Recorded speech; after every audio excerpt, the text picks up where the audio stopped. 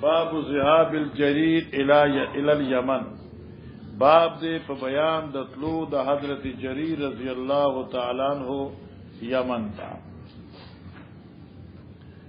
ګوره علماء کرام او صلحای امت د جرير رضی الله تعالی جرير ابن عبد الله البجلی مخکم تا ذکر کا چې د یمن ته تل پورې مخکی باب غزوه ذل خلاصه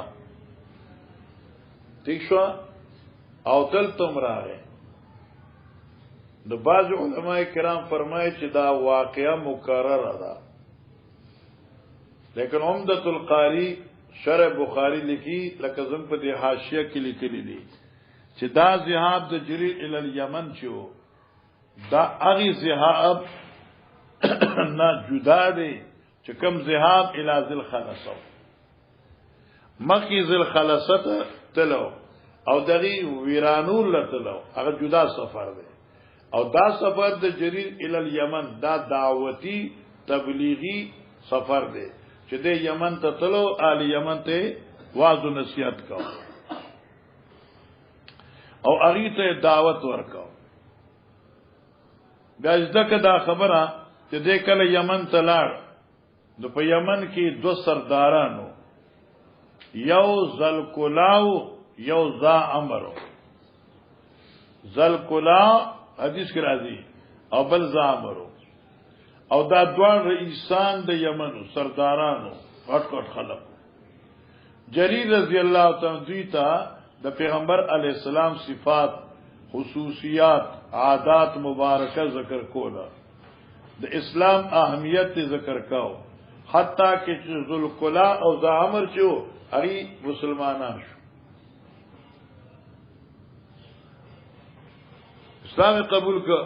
چې کله اسلام قبول کو نو دوی کې دا زعمر چو نو دی په زمانه جاهلیت کې کہانت کو نبی عبد الله تو جرير رضی الله تعالی عنہ چې ته چې د کم نبی په باره کې چې ما ته وای کچر دا هغه محمد علی السلام وی نو هغه درې رزوشت چې وفات شو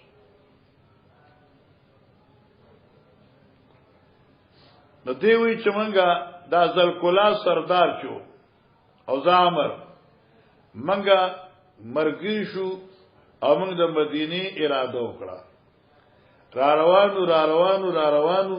بلار کې یو ځای کې موږ ته یو قافله ملاو شو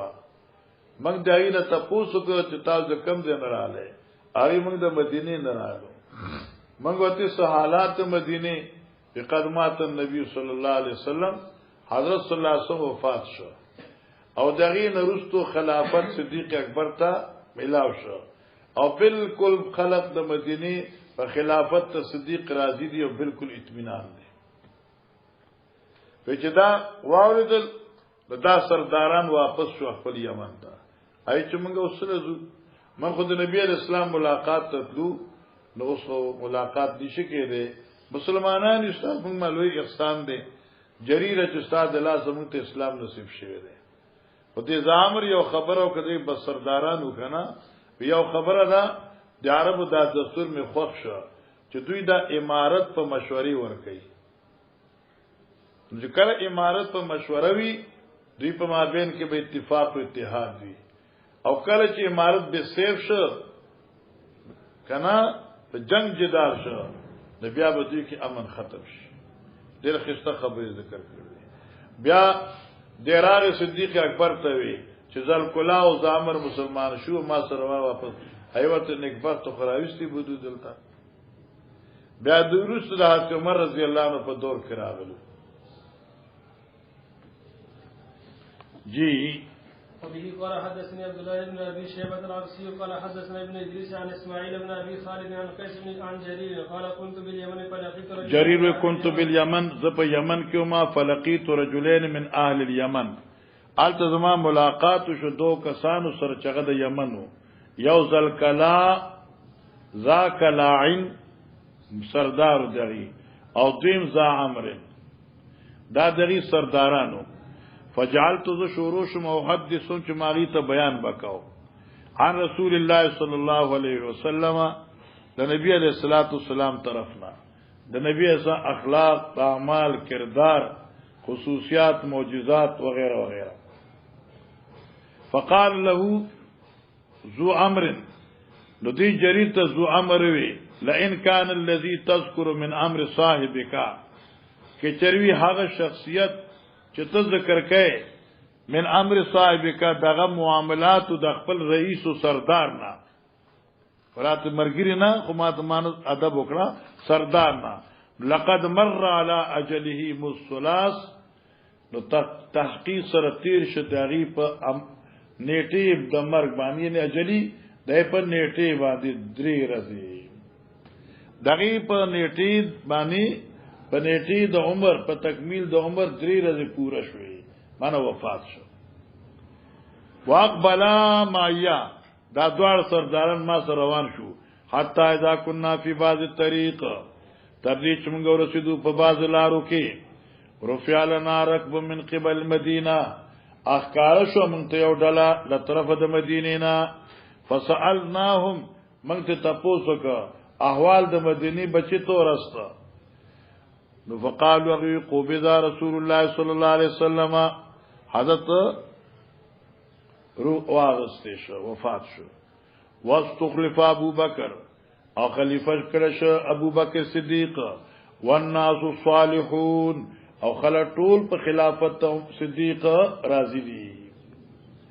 فقال مديز الكلا او ذو امر وی اخبر صاحبك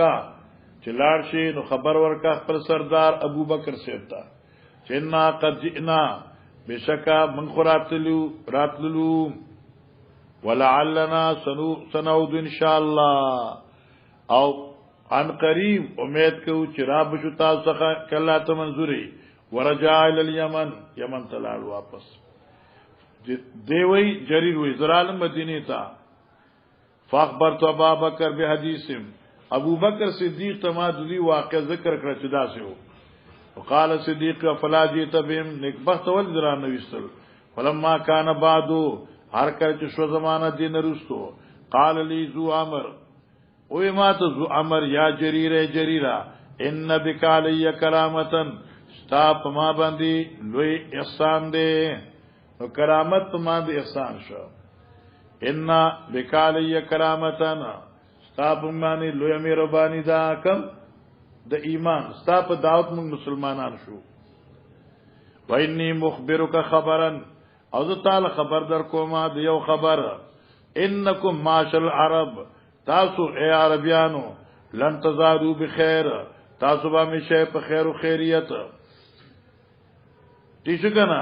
ما کنتم چې سو پوریه په دی عادت کم عادت اذا حلق امیر تأمرتم فی آخرا کله چې وفات شي تاسو یو امیر نو مشوره کوي تاسو په امیر بلکې تأمرتم تشاورتم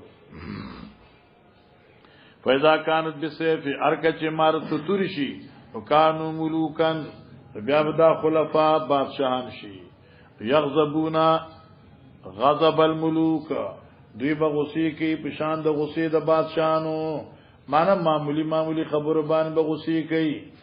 او یا بتا پخپل وجنی یا بد په بل وجنی لکه سبا چي دي ويرزون رضا الملوک او دوی به خوشالي د تاسو نه کرز الملوک شان د خوشالي دو د بادشاہانو لکه ته د بادشاہ بغاوتو کې خو چې بیا ول زار راوړي رشوت دا وي زخیر دی دغه سه بیا دوی پرشوتونو خوشاليږي پرشوتونو مرګونه کوي راستاسو د عادت ډیر خره چې معاملې د مشورې ده دا خلافت وکنه خلافت نه چې ملوکیت راغی نو فسادات پیدا شو جی باب غزوة سيف البحر وهم يتلقون عيدا لقريش واميرهم ابو عبيده ګورا علماء کرام دا یو غزوه ده او دی غزوی ته سیف البحر وای سیف ویلکی کناری تا بلکه بیلا باب دې په بیان دغه جهاد سیف البحر په کناری د دریاب وهم يتلقون عيرا لقريش او دوی انتظار کوونکیو د یو قافلې د قریش غیر قافله واميرهم ابو عبيده بن الجراح او دوی امیر ابو عبیده بن الجراح ورے رسول الله صلی الله علیه وسلم دا غزوه سیف البحر چوا دا په اتم کال د هجرت وا او دا په میاشت د رجب کې وا نبی علیہ السلام ته پته ولګی دا چې د قریش یو قافله را روانه ده یاغه قافلی نیت خرابو نو ابو عبیدہ ابن الجراح په زیر امارت کې 300 افراد یا 250 افراد نبی علیہ السلام مقرر کړ چې تاسو لاړ شئ او هغه سره مقابله وکړئ او په دغه کې حضرت عمر رضی الله عنه او نور صحابه او عمر صاحب چې کوم دین هغه پر رعایا او د ابي عبیدہ ابن الجراح محدثین لیکي چې دې حدیث نه دا معلومه شو تعمیر المفضول عند الفاضل یو لوی شخصیت موجودی او دای په ځای دای په مخ کې یو قشر ته او د خلافت حواله کړي نو دا جایز دی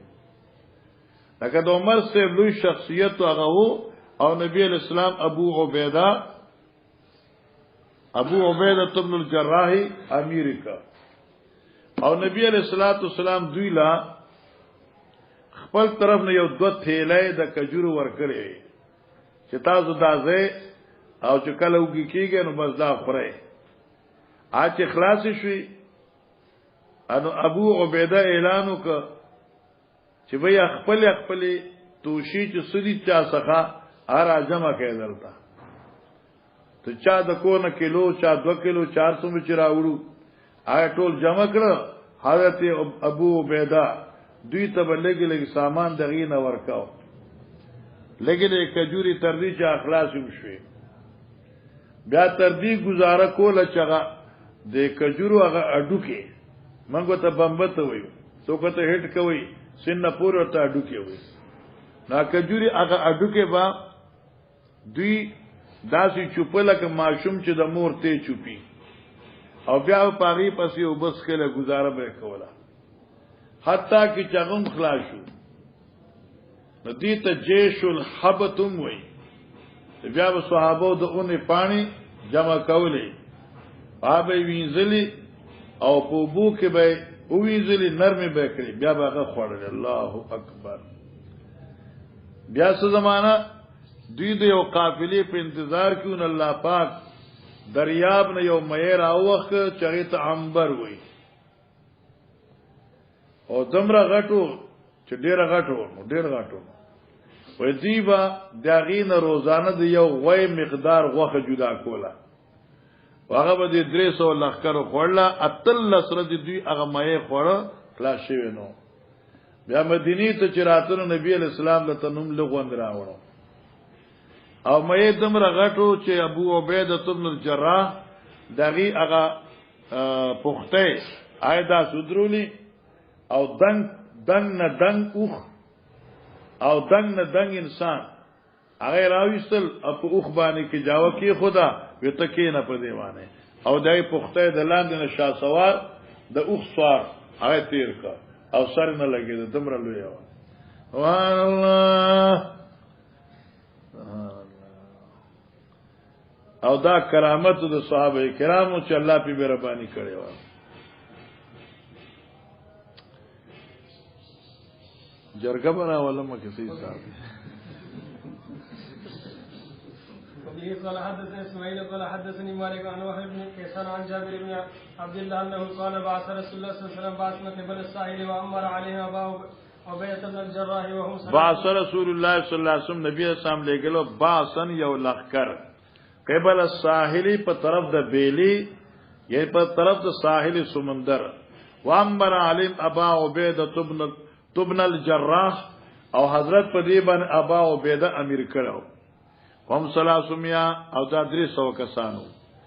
دی په خرجنا موږ وته فكنا ببعض الطريق ومنګه په بعض لارې باندې فنيزادو نو توخه ختم شو فامر ابو عبیدہ بازواد الجيش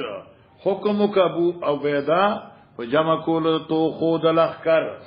اکار سړی به چې کو نه راته خپل د استطاعت مطابق به راوړ کنه منګه اکوړي کې چې کله سبق وی کنه نو دا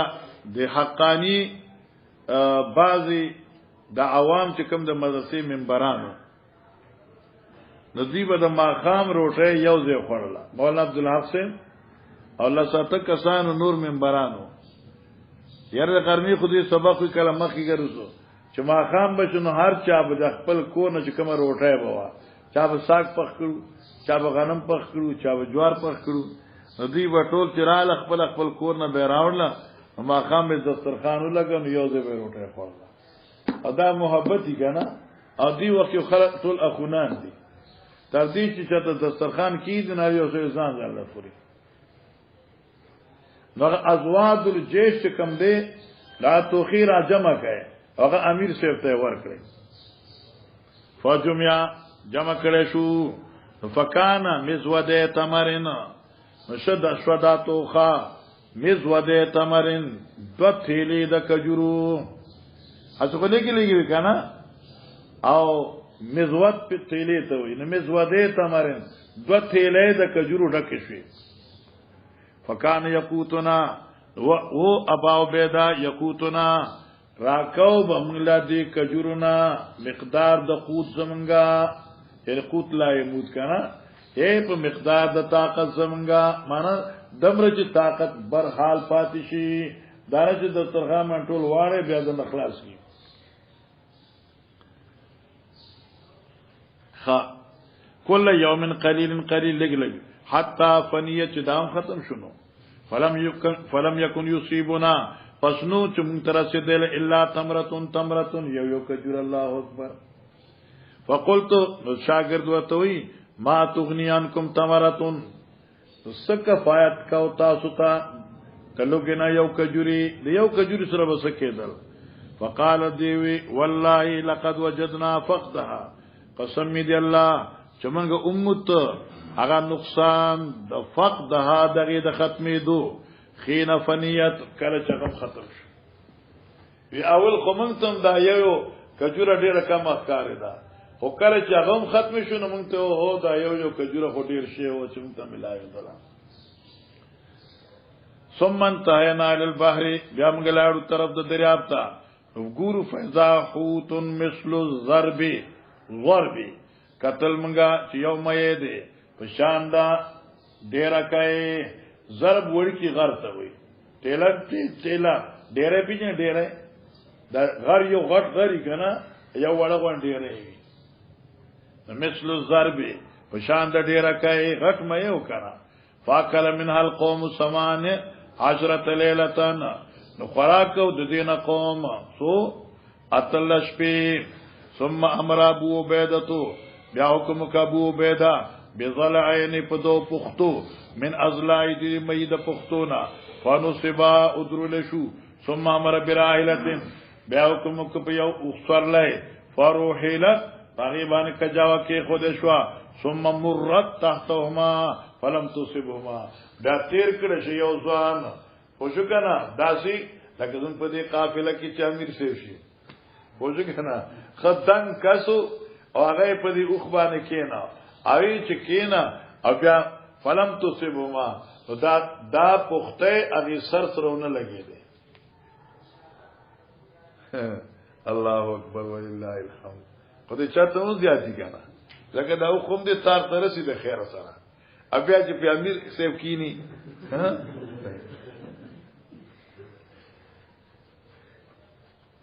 او دې کې اشکال د خلوص هلکو چې بلکې 15 دي دلته 18 دي چلو مخکې ده به قال حدثنا علي بن عبد الله قال حدثنا سفيان قال حدثنا عن بن عمرو بن دينار قال سمعت جابر بن عبد الله يقول بعثنا رسول الله صلى الله عليه وسلم 300 راكب امير دريس راكبين اميرنا ابو عبيده بن الجراح نرس اوس دې د ګوره مخکې حدیث کې دانو ذکر شي چې دا 300 کسان ورې لګلو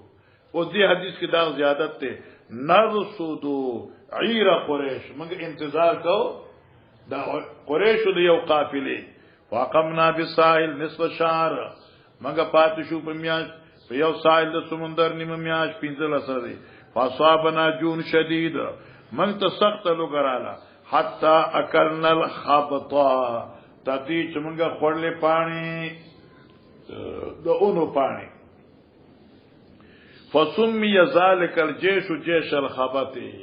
نو بیا دی لخر ته جيش الخبطم وی فالقى لنا البحر دابا راغورځولا موږ د پاره دی دریاب یو دابا یعنی یو زناور یو جانور راغورځو یقالو لها العنبر چاغه تبع عنبر وی سو کوئی چې مینم عنبرو او سو کوئی چې نه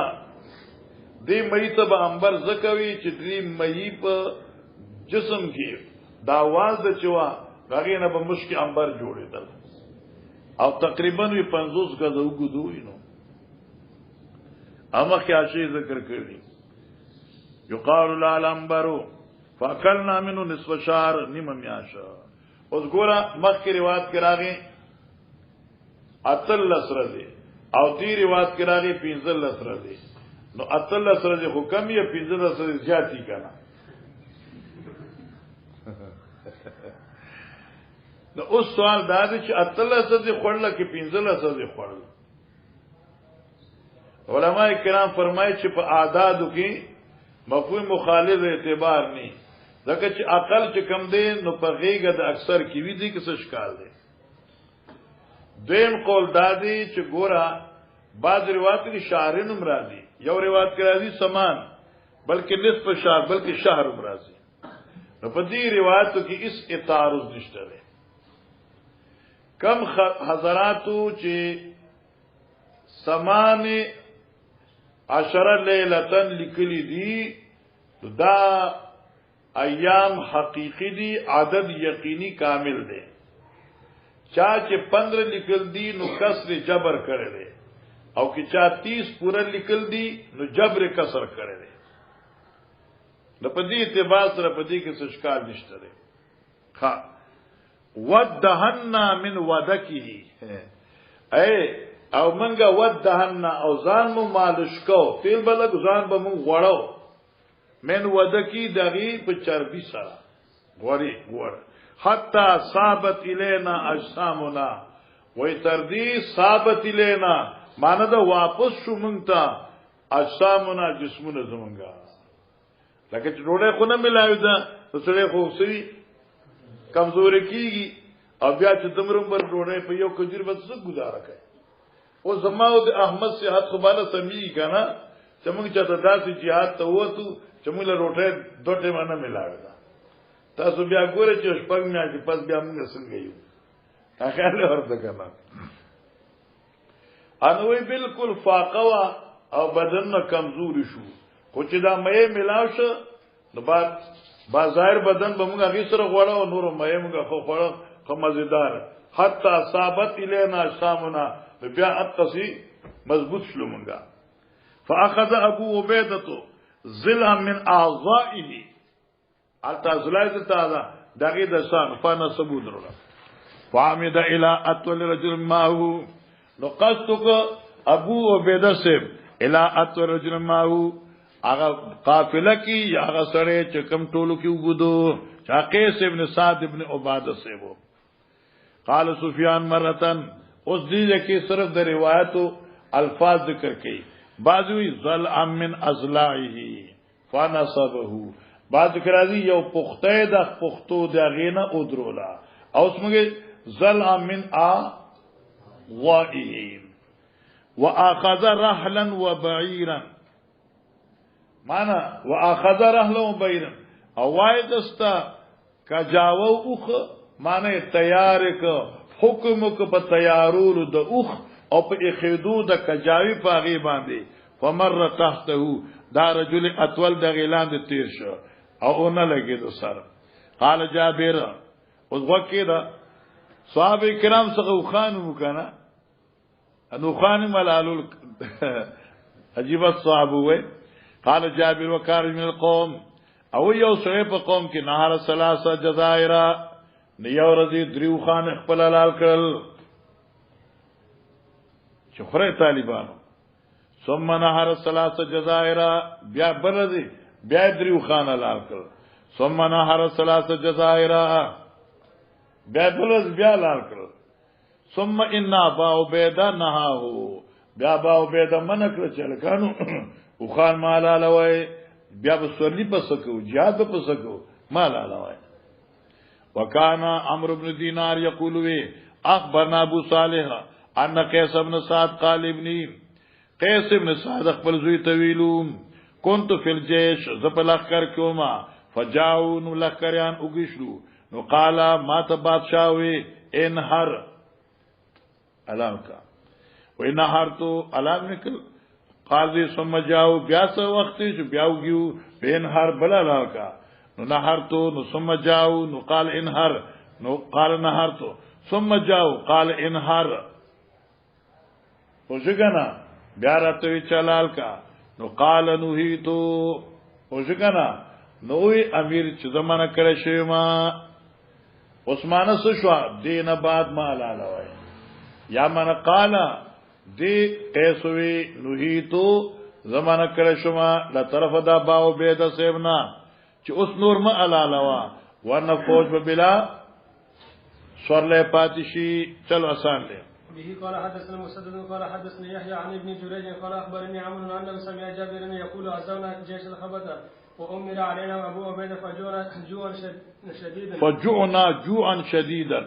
امغه جهاد تلار جيش حبتا امیر کړه شو من عبیده سے ابو عبیده سے وګښلو منګه په سخت لوګي سره فالق البحر حوتا میتا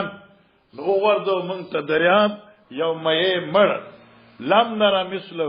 چې داسې غټ مونږ چرته په خوب کې نو کتلې یقال له العنبر آیت عنبر وی عنبر هغه مېت وی غټ مې چې داغي دا ادسما ترجیب ورته وی او څنګه دغه فضلجات هغه له خوشبو جوړي الله اکبر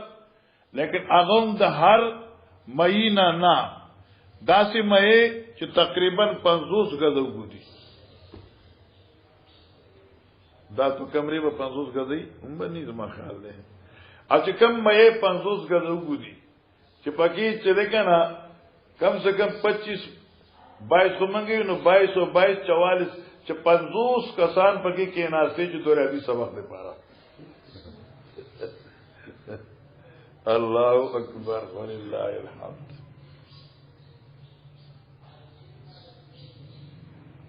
دا نه دا سیامیان چې ورته وی کنه دا بحری جادو چې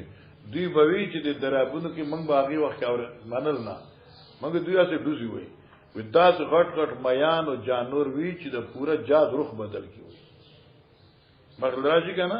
پورا جاد رخ بدلای اوس دې جازونو سره دوی داسې تیرې دغه خېلي چې جازین مخرج شهر ازنه غوسي ټوکړي کوي او ځان خپل طرف ته روانه لوی دې بلاګانی د الله مخلوق ته نه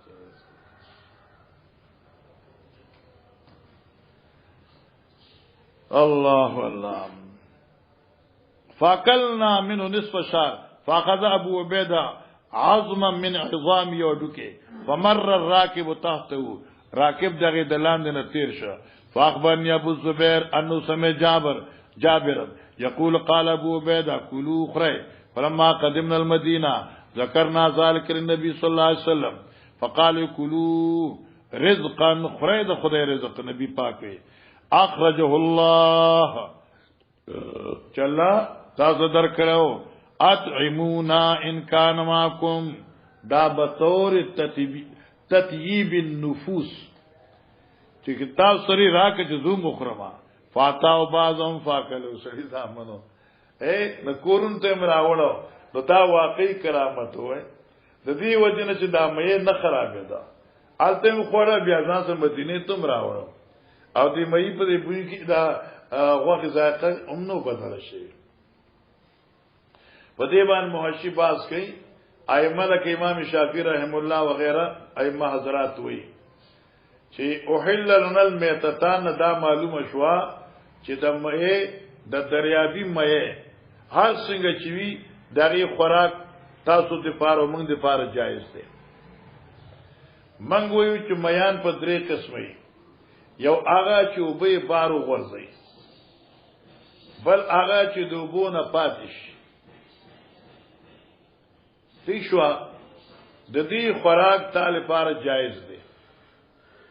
او هغه مې چې هغه په اوبو کې بغیر د اسباب خارجیو نه مرشي چاغه ته طوافي وي او بیا په دې اوبو کې دې اورته شي نو دا یې خورل جایز نه دی د دې ویل چې داغي موت د اسباب داخليو نه راغل دي څه دریابي اسباب نه راغل دي خارجي نه راغله او چې خارجي نه راشي لکه دریاب راغله او ډیر او میان وبختلې وي او پای کې چاخاره ماخارومي میان پای کې اون قتل وبته کوزش وي او تعالی جایز دي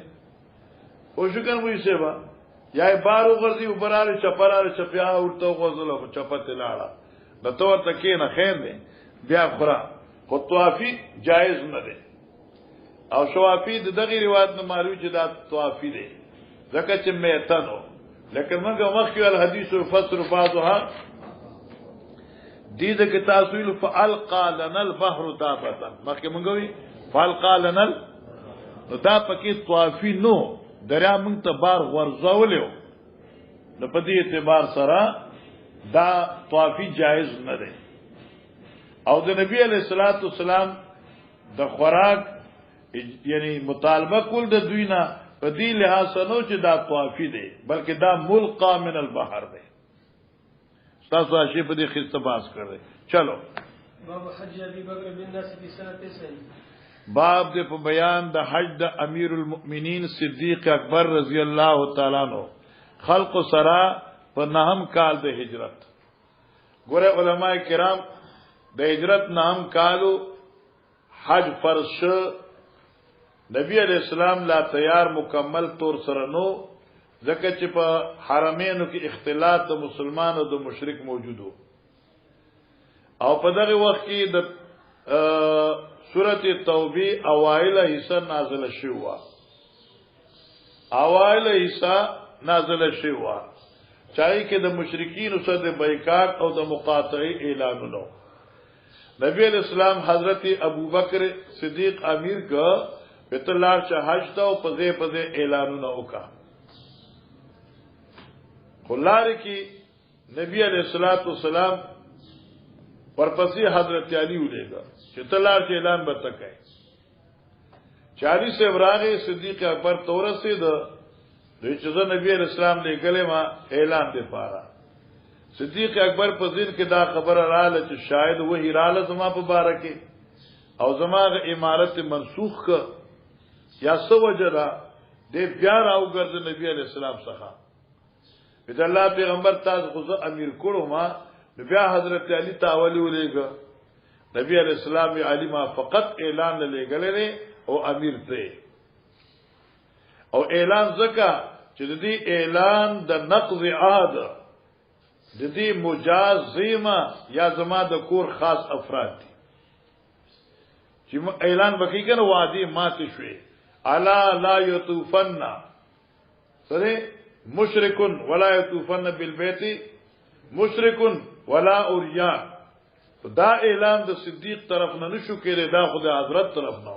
او دا اعلان به هغه چا کو چې کوم د نبی پاک قریب تر وي نو قریب تر خو حضرت علی صاحب بیا دا اعلانات کوم دي په لوی لوی جمعو کې مجمعام کې لکه مینا کې په مزدلفه کې بیت الله شریف څخه او دا علی صاحب اعلانونه کول ابو بکر صدیق په اعلان کول دا ابو هريره سے اعلان کول جی وبه قال حدثني سليمان بن داود ابو الحربي قال حدثنا فليح عن الزهري عن حميد بن عبد الرحمن عن ابي هريره ان ابا بكر الصديق بعثه في الحجه التي امره لګلو نبی اسلام ابو بکر صدیق باسو فی الحجه التي امره النبي صلی الله علیه وسلم علیها چې په کوم حج کې د امیر مقرر کړی شو قبل حجۃ الوداع یوم النحر فیراتن فیودل کې یؤذن فی الناس اعلان وکاو په حلقو کې س لا یحج بعد لام مشرک حج نشی کې دې پس دې کال نه دې مشرک حج نشی کوله ولا یطوفن بالبیت اوریان او په بربند به هم څوک طواف نه کوي زمانی جاهلیت کې با د سړو خود په بربند طواف کو عجیب کار اسلام چې ني نو غیرت هم نه کنا اسلام چې دې متاز غیرت سبق ورکې اوسم چې چا کې اسلام دې د خود پردیو ګورا ته چا اسلام دې د پرتګونو ګورا کمیسونو ګورا او چې چا کې نشته دې نو کوناټي ښکاری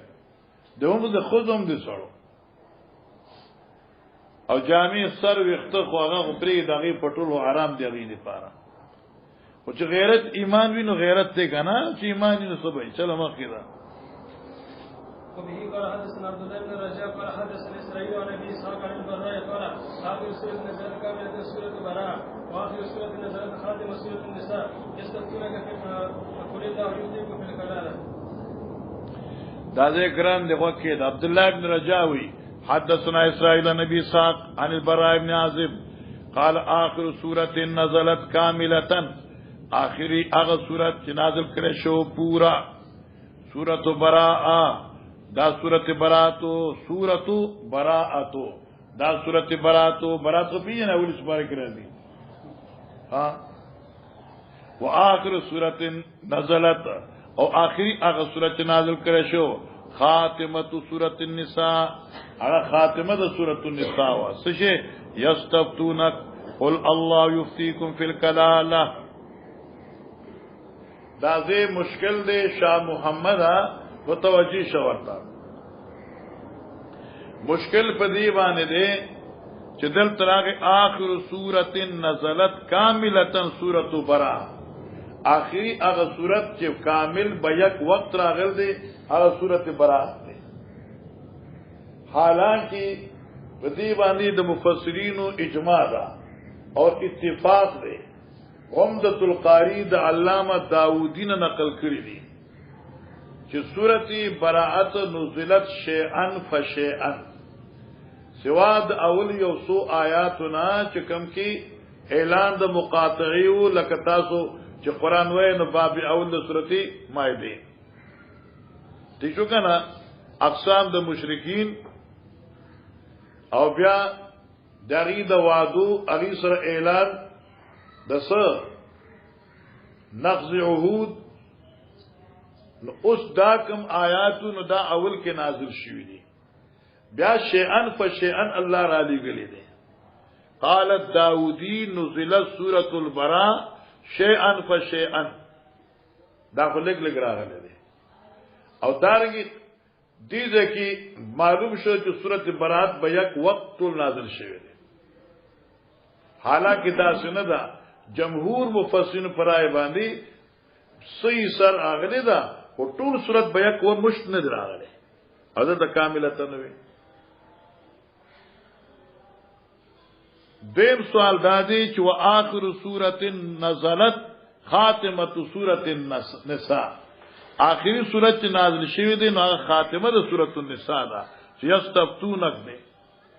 حالانکه آخری سورۃ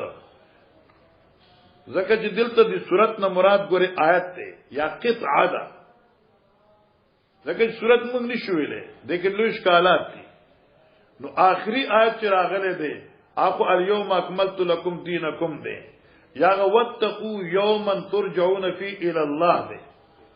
اور آخری صورت چې کامل دغه صورت نصر ده نو دا آیت مشکل ده دا موږ په پریګو دونو سحر ګل بس چې سبا سحر گل شي نو دې بدا حل کی ان موږ به بیا له چوټي ورکو جمعرات ته نماز پخین بوله چوټي ورکو د ما سبا د جمعې مازیګر ما خام پورې بیا دې واپس راشي او خیر دې کې نا وخت شنو مسجد عائشہ زنده آباد وځو کنه چې سو اخره کو شنو کتنی بش پر کو شنو ان شاء الله جمعات کې مسله حل کی دي شي دا زه مشکل ده مولانا صاحب نو اول د دې آیت حل کو توجه کو آخر سورۃ نزلت کاملتا سوال باندې پوښوي آخری سورۃ النصر نازل شوه ده کامل سورۃ توبه کامل نه ده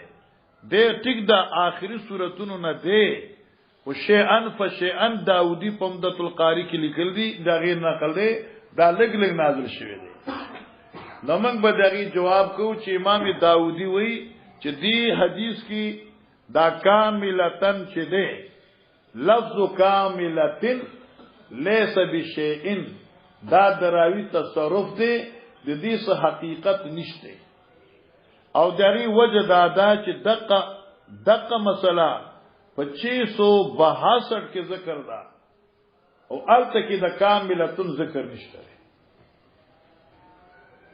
ٹھیک شو واقعا یار 662 تک نه شکارا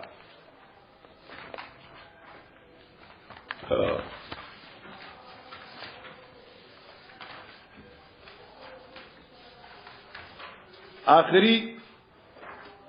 حدیث ہوا سلیمان ابن حرب ملاو شو بھائی سحر گلا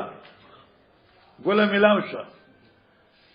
سلیمان ابن حرب حدثنا شعبة نبی ساقا سمت البراء قال آخر سورة نزلت براءتن اس گورا دا سے زمان شیخ طریقہ دا سے لازم ہے کہ تاس بیا خیمہ خیر کے دا سنوں نے دا سے کا اس گورا آل تک کاملتن نشتہ دے ذکر داودی ہوئی دیزے کی چھ لفظ کاملتن لیس بشیئن لأن سورة البرات نزلت شیئن فشیئن آمنگوی چھ 662 کی کاملتن نشتہ دے خلاص دا شکال یو حد اس دیم شکال دا دے چورازی و آخر سورت نزلت خاتمت سورت النساء آخری سورت خاتمت سورت النساء دا حالانکہ آخری سورت سورت النساء نہ دے او نہ آخری آیت سورت النساء دے آخری آیت خمادہ تو سنگا ویلو آخری آیت اغم نہ دے واتقوا یوما ترجعون فیہ اللہ آخری آیت دے اشکال جواب دار ہے اول مسئلہ یہ زکا سورت کاملہ آخر نصر دے آیت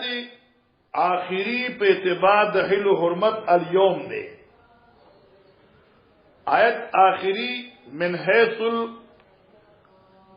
الآخیر کہ لم ينزل بعد شیء واتقوا یوما ترجعون فیہ اللہ دے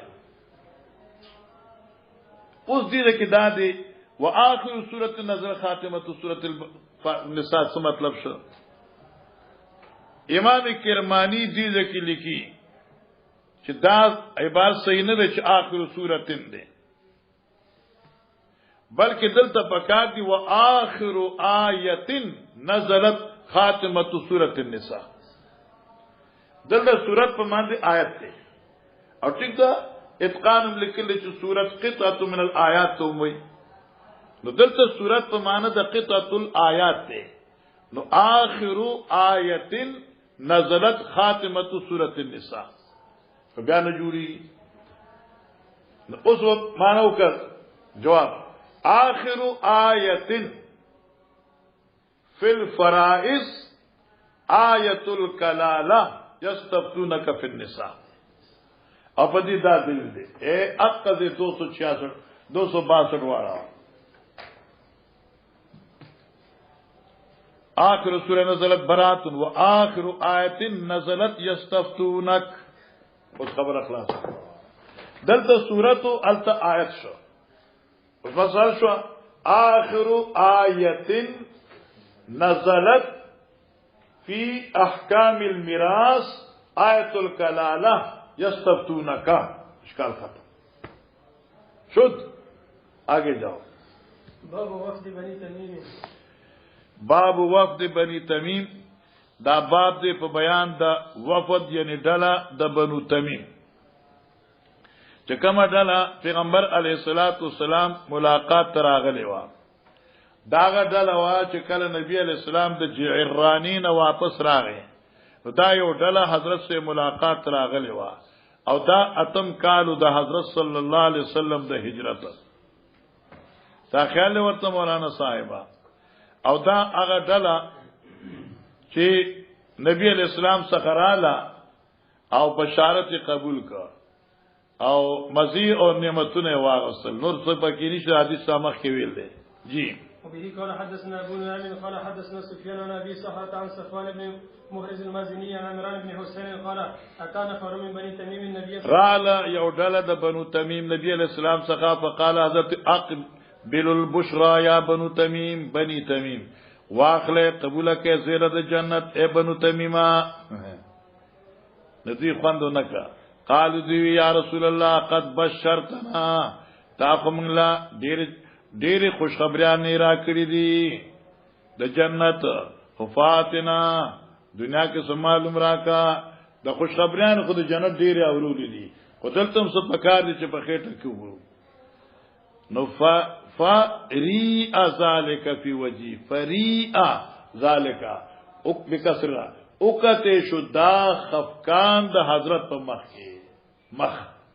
یا فريء ذلك ولې دې شدا خفقان په مخ د پیغمبر علی السلام خپش چې دوی جنت زیره نه قبلي دا دنیا سې د تشه پوس کوي فجاء نفر من اليمن په دغه دوران یمنیان رال نبی علیہ السلام اقبل البشرى اذ لم يقبلها بنو تمیم قالوا قد قبلنا یا رسول الله قالکه بنو تمیم د جنت زیره وانه غستا یمنیان واخله کنه زیره د جنت یجی په سر چشم قبول الله الله اکبر مخه د شابه تکړه دو پانی بویو باب قال ابن اسحاق عزوه عینه ابن حسن بس ګورا ابن اسحاق صاحب المغازی وی دې کې اشاره ده غزوی د اوینا ابن حسن تا او دا اوینا ابن حسن چې نو دا د قوم سردار او سربراو پوښ کنا دوی ته پیغمبر علیه الصلاۃ والسلام صحابه کرام لګلو هغه ته وی اوینا ابن حسن او کله چې بدی دا اوینا ابن حسن د صحابه امیرو او نبی علیہ السلام دې لګلو او چې کوم خلق ته لګل شو د قبیلینو عنبر سو عنبر قبیله وا دوی چالت ولېګل دای سره jihad وکړه چې jihad وکړه دې ابن اوینا ابن حسن د عنبرنا تقریبا 11 افراد سړی او 11 افراد زنانا او 30 افراد ماشومان دای قیدیان کړ او ځان سره راوستو مدینه ته دا تاسو حاشی لیکل دي بعض محدثین وی چې 11 افراد او 21 زنانې وي او 30 ماشومان آیت اشاره ده قال ابن سعد غزوة عيينة ابن حسن ابن حذيفة ابن بدر وشكنا بني الأنبار من بني تميم دا اغا غزوة دا عيينة ابن حسن ابن حذيفة چلے گلو بنو انبر تا دا بنو تمیمنا باسه النبی صلی اللہ علیہ وسلم لے گلو دا عيينة ابن حسن پیغمبر علیہ السلام الیہم دی بنو الانبر تا تشوسه فاغارا نو دي سوک پاغي حمله وکړه واصاب منهم ناسا او قیدان کدونه یو ډلا لکه 10 11 مرد 11 عورتیں 30 بچی 11 مرد 21 عورتیں 30 بچی وسبا منهم نسان قیدن کړه آسان دي چلو قال حدثني زهير بن حرب قال حدثنا جرير عن مبارك بن القعقاع عن ابي زرعه عن ابي هريره قال لا ازال احب بني تميم بعد 3 سمعت من رسول الله صلى الله عليه وسلم يقول فيه هم اشد امتي على خلاص ابي هريره سے فرمایا لا ازال احب بني تميم ز همیشه خوخوم بنو تمیم بعد 3 یعنی بعد 3 خصال سمعت من رسول الله صلی الله علیه وسلم یقول اے ویز بنو تمیم د دریو خبرونه خوخوما چې نبی علیہ الصلوۃ والسلام د بنو تمیم په حق له درې خبرې کړې یا څه لا ازال احب بني تمیم همیشه ما چې مینا کوم بنو تمیم سره بعد 3 یعنی بعد 3 سالن پس تدریو خصلتونو نا سمیتو چې اوریدو ما دا خصال من رسول الله صلی الله علیه وسلم د نبی علیہ السلام نا یقولها فيه چې پیغمبر علی السلام دا خصال وی فيه په بعد بنو تمیم کې. اوس تفصیل نمبر 1 هم اشد امتی علی الدجال. دا بنو تمیم زما په امت کې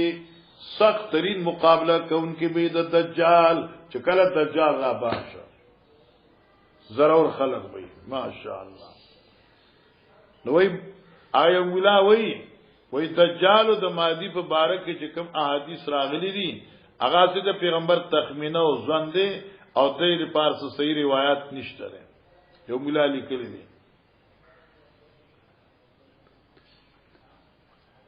اغل ورته الى اخره. ان دا حدیث بخاری چې دجال خوشتي کړه او بیا غي لیکل دي چې داسې جزیره شته نه چې خلق وته رسیدلی نه. نو دجال کوم جزیره کې پټته دا خیال دی. نو هغه داسې جزیره چې غتا ته نه معلومه. ننم یو داسې کور شته چې کې مولا عمر ناس ته امریکای ته پته نشته. پته شي وردا نشته. نو کې مولا عمر دغه د استوګ نه امریکای نه پټې دي شي نو الکه بل زه د پوره کائنات له خدای نشي پټوله او کې دلته دی جمعات کې تاته نه خېنه بیا الله از دجال شي دجال برانه دا سو شو الکه اوله خبر دویما وکانت فیهم سبیه او دی بنو تمیم نسبیه فما دې اسم مفعول سره مسبوبه یو قیدنه کړي شوی جنای سبیه سبایانا س مسبوبه یو قید کړي شوی جنای وا ایندا شاشیه به سخا فقال اعتقيها نبی اسلام ته آزاد وکنا فإنا من ولد اسماعیل دا اولاد اسماعیل دا حتی عاشی ابي نظر منلو چې تر زما کاروشي زبد اولاد اسماعیل نا یو غلام آزاد وما نو چې کله د بنو تمیم یو جنې عاشی سره قید کی وا نبی اسلام دغه بنو اسماعیل نه ده کنه دا آزاد کا دا خلک او درېمه خبره وجاء صدقاتهم اورالد بنو تمیم خیراتنا فقال نبی اسلام هذه صدقات قوم دا زما د قوم صدقات دي یا قومي فرمایل دا زما د قوم صدقات دي قومي نه کړوي یا قوم بل اضافت قومي دا درې خبر شي دا زما قوم دی یو دا د ولد اسماعیل ندی دوا او درېما د دجال سخت دشمنان دي. چلو وبه قال حدثني ابراهيم بن موسى قال حدثنا هشام بن يوسف عن ابن جريج اخبره عن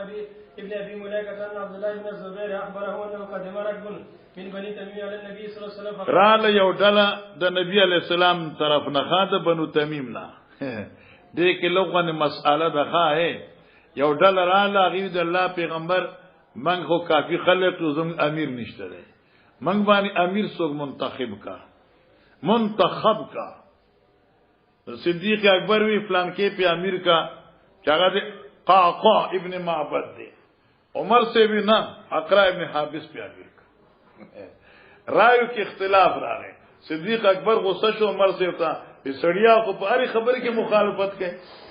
هغه نه مخالفت نه کوم خپل رائے پیش کوم د رائے پیش کول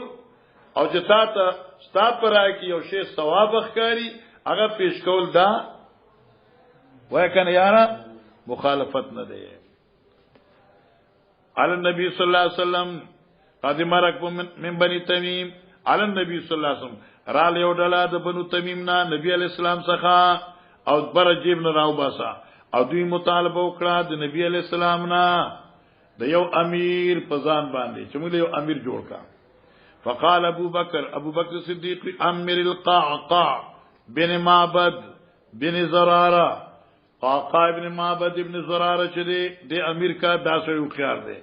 قال عمر بل امر الاقرا ابن حابس اقرا ابن حابس امیر کا. فقال ابو بکر مارت الى خلافی اے عمر اراده دی نکړه مگر زما د مخالفت کې زما. قال عمر ما رت خلافک ما استاد خلاف ما استا د مخالفت اراده نه کړی بلکې ما پیش کړی رائے دا او رائے پیش کول مخالفت نی. حتا ارتفعت اصواتهما تر دې چې یو بل आवाजونه په یو بل اوچت شو. تا مخالفت کړی دی هغه ما نه دی کړی. نه استاد خبر نه معلومیږي هغه نه سره ما د خبر نه معلومیږي دا چې وتا سره پوښتنه ازه بداس وکم دا خو زمون کار ده کنه ای کار داسې نو. فنظر فی ذلک یا ایها الذین آمنوا لا تقدموا بین یدی الله ورسوله حتى انقضت تر دې چې ات ختم شي. پانا اړول دی بابا شابه تکړه شو. باب دې په بیان د ذکر کولو د ډلې د عبد القیس. دا مې ذکر چې درې روایتونه دي او دا تا بخاری اول کې ویلي دي تبه وای او زبه اورما. او دا وفد عبد القیس په شپږم هجرت کې عمر راغلو په نهم هجری کې عمر راغلو. دا اخري ډله وا چې په نام کال هجرت حضرت صلی الله علیه وسلم سره راغلی وا. عبد القیس د عظیم الشان قبیله وا. انور قد مر فی اوائل کتاب البخاری فی کتاب الایمان. چلو وبه قال حدثني صالح قال اخبرنا ابو عامر القعدي قال حدثنا قرة عن ابي جمرة قلت لابن عباس بس دا یو ټکی نه تیر قلت لابن عباس ما ابن عباس تو ان لی جرة زما پکور کې زما یو منګوټه دی تن تبذلی نبیزن وشکنا نو دا مال پار جوړی نبیز منګوټه مال جوړی نبیز. اوس نسبت جوړولو د نبیز منګوټی ته مجازي سبب دی یعنی دی کی مال جوړی نبیز دی کی مال جوړی نبیز معنا دې مال جوړی خو نسبت شو مجازي شو. ٹھیک شو. دیم روایت تن تبذلی جوړی مال را زما وینځه په دې کې نبیز جوړی مالا زما وینځه په دې کې نبیز. وفي روایت تنتبذ مجهول دی جوړول شي ما دې پارا په دې کې نبیز. فاشربوا حلوا زوس کما غوا چې خوږوي فی جرنا امنګوټی کې چې خواږه شي نه بیا اسکما واجبہ کاری ان اکثر تمنو چې چرته ډیر ته اوس کما فجالس القوم بیا قوم سره ناس کوم فاتلت الجلوس او ګدا کما ناستا خشیت یریګم ان افتذها چې ګډي وړي خبرې وکم ان افتذها فزوه معنا بی مقصد خبرې اوتی بوتی یعنی دی مال په دې منګوټی کې نبی جوړي خواږي زوس کما خو لکه اثر را باندې کې خو چې څه مجلس خو ګوشي او خبرې داسې چې بیا غوسه شمه بلډ پریشر راشي بیا غوسه شمه نو کله بیا افتضحو معنا بکې کنه افتل منصبه کوي اوتی بوتی یعنی سمانه ګډي وړي یریګم چې ګډي وړي خبرې وکړه لکه د نشیانو په شان. نو فلم فقال ابن عباس وی قدم وفد عبد القیس رال ډله د عبد القیس نبی علیہ السلام څخه فقالوا فرمایل مرحبا بالقوم غیر خزایا ولا ندامه. حاشیه صاحبی لیکلی دی چې مقصد ابن عباس دې سړی ته د وفد عبد القیس د واقع ذکر کول معنی مقصد داو چې دا نبیز چې مسکر وی نو استعمال حرام دی او ته چې په طول مجلس کې ګډوډيږي نو دین دا معلومه شو چې دا نبیز مسکر دی نو دا به نخري. وفد عبد القیس او نبی علیہ السلام ویلو چې نه مسکه جی. فقال يا رسول الله صلى الله عليه وسلم بيننا وبينك المشركين من مزر وإن لا نصل إليك إلا في أشهر الحرم. حدثنا بجمول من الامر حدثنا بجمل من الامر تمنت بیان کا یوم مجموعہ مسئلہ دین ان عملنا بی دخلنا الجنہ کہ عمل کو جنت ته پلا شو نه دوبی ما ورانا مقیدن آسان. قال امركم باربع وانهاكم عن اربع الايمان بالله وهل تدرون ما الإيمان بالله؟ شهادة أن لا إله إلا الله وإقام الصلاة وإيتاء الزكاة وصوم رمضان وأن تؤتوا من المغانم الخمس وأنهاكم عن 40 وأحمدت بزيت الدباء والنقير والحنطة والمزفر. وبه قال حدثنا سليمان بن حرب قال حدثنا حماد بن زيد عن أبي جمرة قال سمعت ابن عباس يقول قدم وقت عبد القيس على النبي صلى الله عليه وسلم فقال يا رسول الله صلى الله عليه وسلم إن هذا الحي من ربيعة وقد حارت بيننا وبينك كفار وزر فلسنا نخلص إليك إلا في شهر حرام ومر بأشياء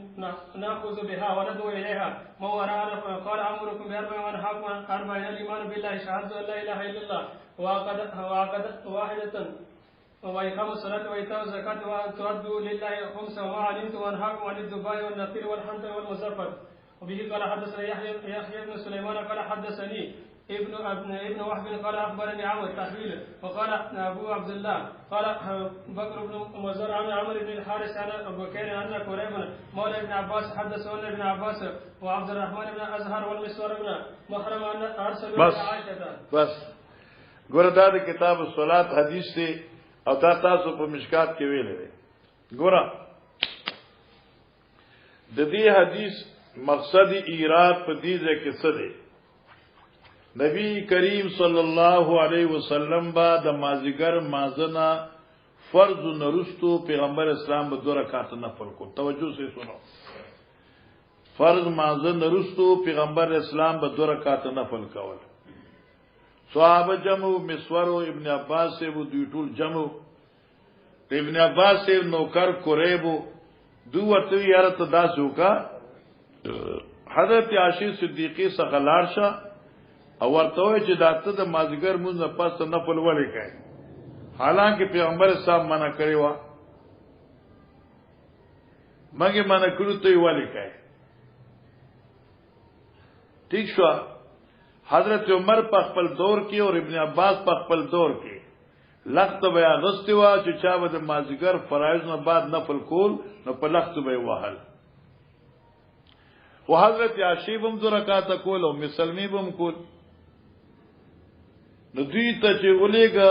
چې په تبه لاړ شي او زم سلام به حضرت عائشہ به ته وای او تپوس به دیو کې چې دا 2 رکعات د فرض نه بعد چې کم نفل دی نو تاسو ولې کوي او کہ نبی علیہ السلام کول نو ولې کول حضرت عائشہ ته مګوره دا مسله معلومه و توجه کرنا ځان مشروط خان بنه جوړای توجه کرنا حضرت عائشہ ته دا مسله معلومه و خو سبب ورته نو معلوم دوی چراله عائشہ بینه تاسو کا عائشہ به بچیا ام سلمہ نه تاسو کا خلک دې ته معلومه چې زکه کوم چې نبی صاحب ما کړه به کول کړه خو سبب تپوز پر مسلمین تپوسو کا قریب لار بیا خپل استاد څخه چې عائشہ به وی چې ام سلمین تپ ولار شکل ام سلمی ته زم سلام وایا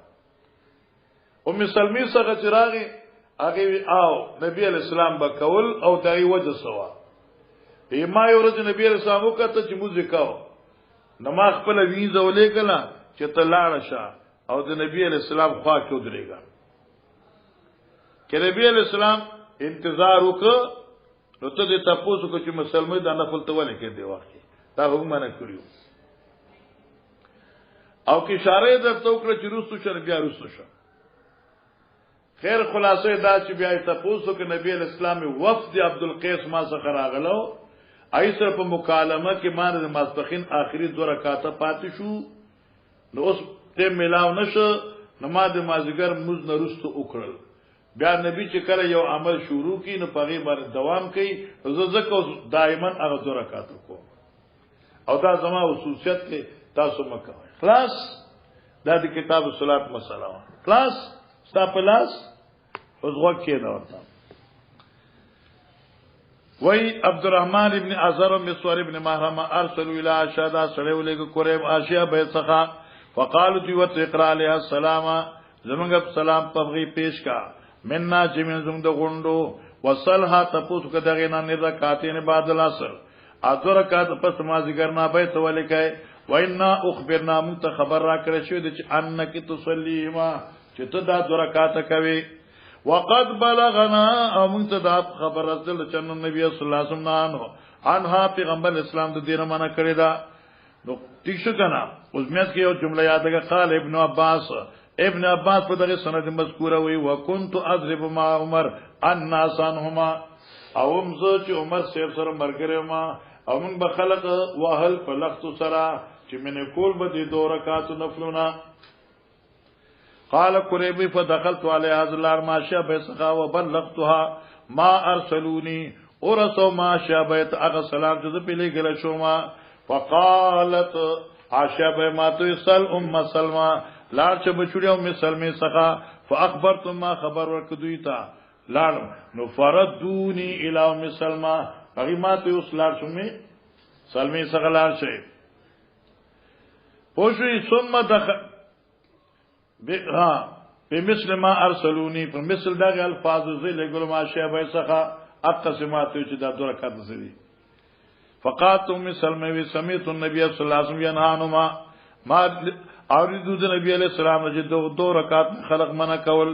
وانه صلی العصر نبی علیہ السلام ورځ مزدما ذکر وکړه ثم دخل علی بیاراغ ما کرا وعندي نسوه من بني حرام او منکر خزنا سوید بنو حرام قبیله من الانصار فصلاهما نبی علیہ السلام دا 2 رکعات وکړه فارسلت الیه الخادم ما نبی علیہ السلام دا خپل خادم ولګلا خادم اطلاع شوی په نارو ماده دوړ باندې کې لکه ډاکټر اوځنه لکه ته یو خداو کې انمي بنظیر یو ډاکټري نو مسز ډاکټر بنظیر زوجه انعام الله فقلت ما وسوي قومي الى جنبي تلالشا او د نبی رسول الله والسلام ډډه تودريګا فقولي وای ورته تقول مسلمه یا رسول الله اے د الله پیغمبر علم اسمعک ادماتا نو اوریدي چې اتنها ناته رکعاتین چې ته دې 2 رکعاتونه منع کای فاراک تصلی ما ذکر چې توس دا کای فین اشار بيدی چې نبی صاحب موږ کې ته تدا شکر چې رسو شه او بیا ګوري رسو شه ففالت الجاریه جاریه لاړ نبی اسلام موږ کو ادا ورته فاشارت بيدی حضرت اشاره وکړه پلاس فاستاخرت عنه متاجنه رسوشا فلما انصرف نبی پاک مزه فارش نبی پاک یا بنت ابي اميه لور د ابي اميه د مسلمه اطلاع وکنه ابي اميه خپل بیبي ته اے دا ابي اميه لوریم اوس رښتیا چې تا خپل خزه ته وای د نسخر نمایو د فلان کې لوري نو بس چیر به اغستی وی زم لازم د پلان نوم ولې اغستی دی ورشي سالت ان رکعتین بعد العصر ته تپوزمان کې دغه 2 رکعات پس ما ذکرنا وجدا د چهتانی ناس من عبد القیس بس دقه نسبت باندې امام بخاری دل تراو ورته کتاب الصلات حدیثو وفد عبد القیس راغب الاسلام په اسلام قبول الرسول من قومهم دخل قومنا فاشغلوني ان رکعتين اللتين زدوی مشغوله کوم دغه 2 رکعاتونه بعد زور چې پس ما څخه نه فهما تان هغه 2 رکعات داو چې کمانه پاتیو اوس مخکې امام بخاری ذوق وګور شابه تکړه شاه به قال حدثنا عبد الله بن محمد الجوفي قال حدثنا ابو عامر عبد الملك قال حدثنا ابراهيم بن طهمان عن ابي جمره عن ابن عباس قال اول جمعه جمعت بعد جمعه جمعت وردا ان شاء الله کتاب الجمعه کی راشی زو مسلک داد مولانا صاحبہ چې جمعه مو چې کم دینو دا په خار کې باندو کې نه کی او دا جواسات چې کم دینو دل ترازی قريه من قرى البحرين داغه چې دا خو قريه وا او په باندې کې پیغمبر سیب کړی دی امنګو ټیک دا قريه د قران په اصطلاح کې د عرب په اصطلاح کې څه ته وي لوی خار ته وي لولا نزل هذا القران على رجل من القريتين عظيم چې طائف مکه وا په قران په اصطلاح کې هغه شعر تسوي قريه وي خو خیر دا خپل ځای کې مالته خبرې کوو خو دې کې دا روایت راوړ ذکر دی چې وفد عبد القیس ذکر ده پکې وی اول جمعه رنبای جمعه جمعات چې ادا کړی شو بعد جمعاتن پس د مزد جمعینا جمعات چې ادا کړی شو فی مسجد رسول الله صلی الله علیه وسلم په جمعات نبی علیہ السلام فی مسجد عبد القیس دا په جمعات عبد القیس کې معنی یاد شو دا اول جمعتين جمعات سره مسجد عبد القیس دی ولخه اصل دا دی اول جمعتين جمعات في مسجد عبد القيس بيو جواسا من البحرين او دا کلا بعد جمعات جمعات في مسجد رسول الله اولا اغا جمعه چا دا کړه شوا پس هغه جمعینا چې په مسجد نبی کې شوا هغه جمعه په مسجد عبد القیس کې شوا اوله جمعه په مسجد نبی کې شوا مسجد نبی نه پس ته بیا دویمه جمعه چې هغه اوله په نسبت نور اشعار مسجد عبد القیس قبیله ذکر شو دا کم زیو بی جواسا دا د جواسا زیو دا جواسا کم زیو کیو من البحرین یعنی قریه من البحرین دا بحرین یو کلیو او دا جواسا چوا نو دا فوجی چاونه وا او علماء لیکي چې د 5000 نه زیات د دې آبادی وا پاون ان شاء الله الته ویو دې ځکه فقط دا ذکر شو اثبات د جمعې نه کی سره قريه من قل بحرین نو وی په مسجد عبد القیس وی چې عبد القیس راغل د په دې حدیث کې امام بخاری میزان باندې پوښي عبد القیس راغل دی مخکې دا باب وفد بني حنيفة وحديث ثمامة بن عسال شابه بنرزیا شل من دفعات شل من خبرې